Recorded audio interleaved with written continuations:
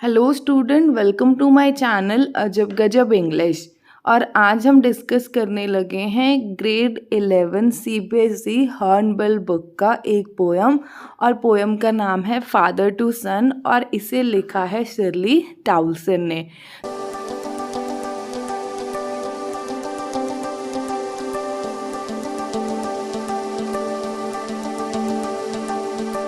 तो before giving you line to line explanation मैं आपको बता दूं कि इस पर्टिकुलर पोएम में हमें दिखाया जाता है जनरेशन गैप।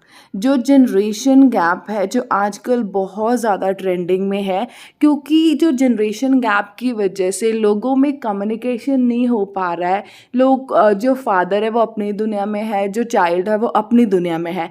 इस पर्टिकुलर पोएम में हमें देखो, जैसे टाइटल ही है ना, father to son. Father to son का मतलब क्या है, यहाँ पर एक फादर की सिचुएशन दिखाई गई है कि किस तरीके से जो फादर है ना वो ये चाहता है कि उसका बेटा उसके साथ उसी तरीके से रहे जैसे वो छोटे होते रहता होता था, क्योंकि जैसे जैसे बेटा बड़ा हो गया उसने अपनी अलग दुनिया बना ली है। तो चलिए अब हम लाइन टू लाइन इस पोएम का डिस्कस करते हैं, तो आपको समझ में आ जाएगा कि एक फादर की क्या सिचुएशन है। ध्यान से समझना क्या कहता है। I do not understand this child though we have live together now in the same house for year. I know nothing of him, so try to build up a relationship from how he was when small.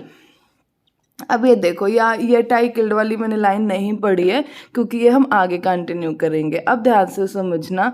अब यहाँ पर जो first की line है आई, ठीक है, यहाँ पे आई कौन है, फादर है, ठीक है, और दिस चाइल्ड में कौन है, उसका खुद का बेटा है। अब ध्यान से देखो क्या कहता है, आई डू नॉट अंडरस्टैंड। जो फादर है वो ये कह रहा है कि मैं अपने ही बच्चे को बिल्कुल भी नहीं समझ पा रहा हूँ।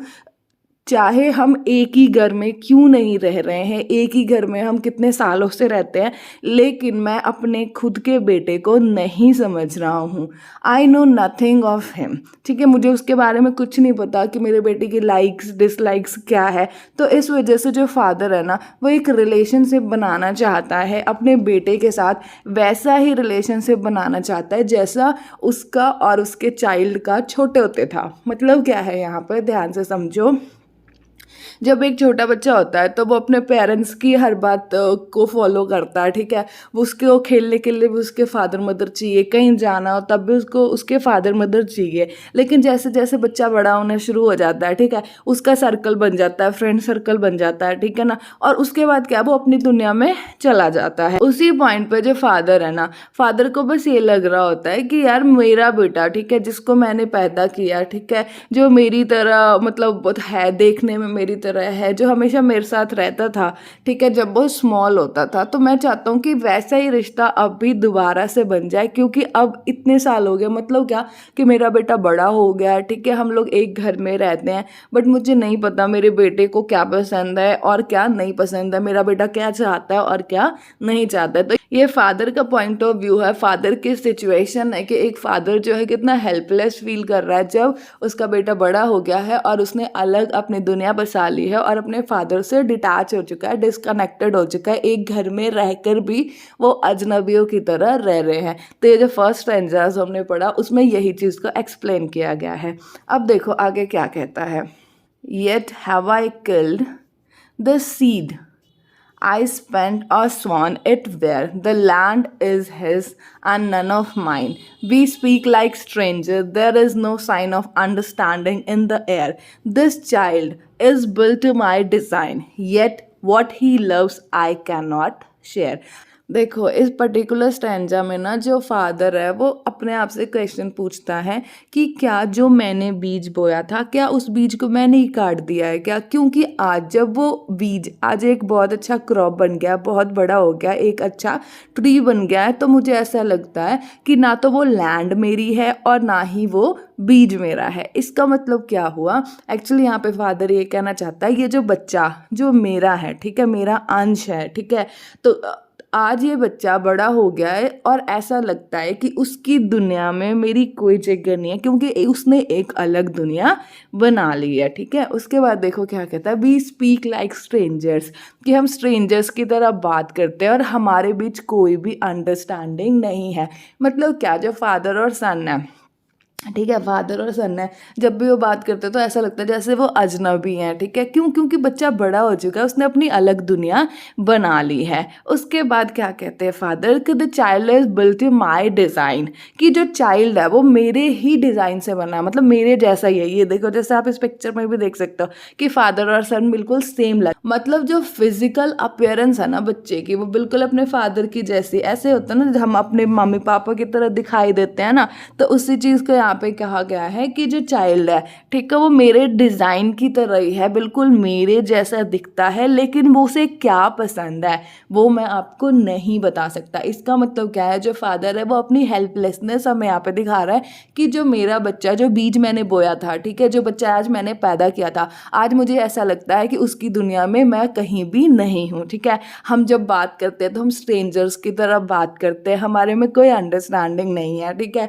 जो लड़का है जो देखने में बिल्कुल मेरी तरह है, मेरा बच्चा, लेकिन वो उसे क्या पसंद है, उसे क्या नहीं पसंद है, मैं आपको नहीं बता सकता हूँ। तो आप यहाँ पे देख सकते हो कि एक फादर का पॉइंट ऑफ व्यू क्या दिखाया जाता है कि वो किस तरीके से हेल्पलेस फील कर रहा है जब वो अपना ही बेटे को अजनबी बोल रहा है, क्योंकि इन लोगों का रिलेशनशिप बहुत ही ज़्यादा खराब हो चुका है। आगे देखो क्या कहते हैं, silence surround us, I would have him prodigal returning to his father house the home he knew rather than see him make and move to his world. ठीक है, I would forgive him to shaping from sorrow a new love. अब देखो इस particular stanza में ना जो father है, ठीक है, वो क्या कहता है कि जब भी हम दोनों एक साथ बैठते हैं तो हमारे आसपास क्या होता है, सिर्फ और सिर्फ साइलेंस होता है। इसका मतलब क्या है कि हम लोग बिल्कुल भी बात नहीं करते हैं। क्यों? हमारे बीच में कोई कॉमन टॉपिक ही नहीं बचता है। क्यों? उसे जो पसंद है वो मुझे पसंद नहीं है, उसे मुझे जो पसंद है वो उसे पसंद नहीं, और इवन ये भी है कि मैं उसकी पसंद भी नहीं जानता हूँ। तो इस वजह से whenever we are together तो हमारे में कोई कम्युनिकेशन नहीं होती है। ठीक है, उसके बाद देखो जो फादर है वो क्या कहता है कि मैं चाहता हूँ कि वो प्रोडिगल हो जाए। मतलब प्रोडिगल, देखो यहाँ पे प्रोडिगल क्या है, एक बाइबल का कैरेक्टर है। प्रोडिगल एक लड़का होता है, वो अपने फादर को छोड़कर चला जाता है पैसे वैसे लेके। जब उसके पैसे वैसे ख़त्म हो जाते हैं तो वो रियलाइज़ करता है कि मैंने अपने फादर के साथ या अपने पेरेंट्स के साथ अच्छा नहीं किया। ठीक है, तो वो घर वापस आ जाता होता है। तो फादर जो है ना यहाँ पे वो यही चाहता है कि जिस तरीके से जो बाइबल का कैरेक्टर था, जब उसे रियलाइज़ हुआ कि मैं गलत कर रहा हूँ, ठीक है, तो वो अपने फादर के घर चला गया। ठीक है, और उनसे जाके माफ़ी मांग ली। तो यहाँ पर इस पर्टिकुलर में जो पोएम है, इस पर्टिकुलर पोएम में जो फादर हैं वो भी यही चाहते हैं, ठीक है, कि मेरा बेटा जैसे वो प्रोडिगल अपने घर आ गया था उसी तरीके से अपने फादर, मतलब क्या, मेरे घर पे वापस आ जाए, और ऐसे आए जैसे home he new. Home he new का मतलब क्या है कि ऐसे नहीं कि सिर्फ आए, यहाँ पे रहे, खाए पिए और चल दिए, नहीं। मतलब देखो, एक होता है बच्चे होम, ठीक है, एक होता है मकान। आप सुना ना कि ये मेरा घर है, ये मेरा मकान है। तो घर क्या होता है, जहाँ पे लव हो, केयर हो, अफेक्शन हो, जहाँ हमारा जाने का मन करता है। और मकान क्या होता है, चार दीवारी होती है। ठीक है, तो यहाँ पे फादर जो है ना वो यही चाहते हैं कि वो अपने घर वापस आ जाए। मतलब क्या, कि वो वापस आए और उसे फीलिंग आए कि हाँ, दे आर माई पेरेंट्स। ठीक है, ये मेरा घर है, जो जहाँ पे जिस तरीके से वो छोटे होते जैसे इंजॉय करता था अपने पेरेंट्स के साथ, तो यहाँ पे जो फादर है वो यही चाहते हैं। उसके बाद वो क्या कहते हैं कि फिर मैं उसे माफ़ कर दूंगा। ठीक है, कि अगर वो वापस आ गया, ठीक है, और उसने ये रियलाइज़ करा कि मेरा घर है, ये मेरे पेरेंट्स हैं, ठीक है, अगर मुझसे गलती हुई और उसने मुझसे माफ़ी मांग ली तो मैं उसे माफ़ कर दूंगा। और फिर क्या है, हम अपनी एक नई दुनिया बसाएंगे जिसमें क्या होगा, लव होगा, केयर होगा, अफेक्शन होगा। अब देखो इन द लास्ट स्टेंजा जो है वो फादर क्या कहता है, father and son be must live on the same globe on the same land. क्या कहता है यहाँ पे फादर? फादर कहता है कि हम बाप बेटे, हम एक ही अर्थ पे रहते हैं, एक ही घर में रहते हैं। ठीक है, but he speak I can not understand. मेरा बेटा जो बोलता है मुझे कुछ भी समझ नहीं आता, और मुझे ये भी समझ नहीं आता है कि जब मैं ज़्यादा दुखी होता हूँ तो क्यों मेरे दुख के मतलब रिजल्ट में एंगर आता है। आप देखते हो ना कि अगर आप किसी से बहुत प्यार करते हो, चाहे आपके पेरेंट्स, ब्रदर, सिस्टर, ठीक है, और जब वो आपकी मतलब आपको लगता है कि अब वो आपको इग्नोर कर रहे हैं, तो आप हर्ट हो जाते हो और इसका रिजल्ट क्या होता है, आप फाइट करना शुरू करते हो, लड़ना शुरू कर देते हो। तो वहाँ यहाँ पर भी ना वही सिचुएशन है, ठीक है। फादर जो है वो बहुत ज़्यादा दुखी हो जाता है, तो उसकी वजह से वो क्या है, गुस्सा होना शुरू हो जाता है। तो वही फादर कह रहा है कि मुझे समझ में नहीं आता है कि मेरा जो ग्रीफ है उसमें से हमेशा एंगर क्यों आता है, ठीक है। और इसकी वजह से क्या है, उसका जो बेटा है उससे और दूर चला जाता है। उसको ये लगता है कि मेरे फादर तो हमेशा मेरे पे गुस्सा करते रहते हैं, ठीक है। उसके बाद देखो क्या कहता है, be each put out an empty hand longing for something to forgive. कि हम दोनों की सिचुएशन ऐसी हो रखी है ना कि हम दोनों के हाथ आज बिल्कुल खाली हैं। क्यों? क्योंकि मेरे साथ मेरा बेटा नहीं है और मेरे बेटे को लगता है कि मेरे साथ मेरा फादर नहीं है, और हम दोनों ही एक दूसरे को माफ़ करना चाहते हैं, लेकिन समझ में नहीं आता क्यों हमारे बीच में इतनी ज़्यादा कम्युनिकेशन गैप हो चुकी है, ठीक है। क्यों ऐसा होता है कि मेरे को होता है कि मेरा बेटा मुझे टाइम दे, ठीक है, मेरे से बात करे, ठीक है, बट वो ऐसा नहीं करता। उसकी वजह से मैं गुस्सा होता हूँ। जब मैं गुस्सा होता हूँ तो उसको डांटता हूँ, तो उसकी वजह से वो मुझसे और दूर होता है। उसे क्या पसंद है और क्या नहीं पसंद है वो भी मुझे आज बिल्कुल भी समझ नहीं आता। देखो बेटा, इस पर्टिकुलर पोएम में यही है कि किस तरीके से जो जनरेशन गैप है ना उसकी वजह से, और एक चीज़ और मैं यहाँ पे कह देती हूँ कि अर्बनाइजेशन की वजह से भी ना आजकल रिलेशनशिप्स बहुत ज़्यादा ख़राब हो गए। अगर आप 2022 की बात करते हो, ठीक है, तो 2022 की बात करोगे तो आप देखोगे हर बच्चों के पास, ठीक है, छोटे से छोटे बच्चे, हर कोई जो है ना उसके पास फ़ोन है and they are busy in social networking site.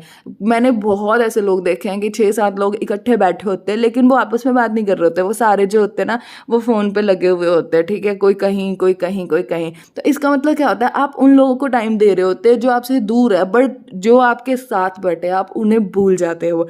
तो इस वजह से भी रिलेशनशिप जो होते हैं ना वो ख़राब होने शुरू हो चुके हैं। तो आई होप कि आपको ये पोएम अच्छे से समझ में आ गया होगा।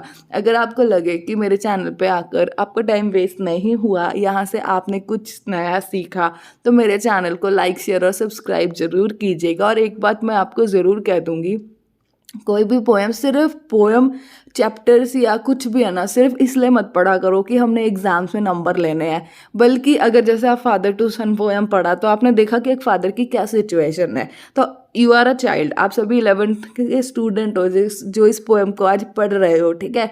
तो इस चीज़ को चाहो तो आप ख़त्म कर सकते हो कि आपके और आपके फादर मदर या आपके पेरेंट्स भाई बहन के बीच में ना इस तरीके का कम्युनिकेशन गैप पैदा ना हो। तो अपनी फैमिली को प्रायोरिटी दीजिए, हर एक को समझने की कोशिश कीजिए, क्योंकि फैमिली से बड़ी कोई भी चीज़ नहीं होती। Thank you so much.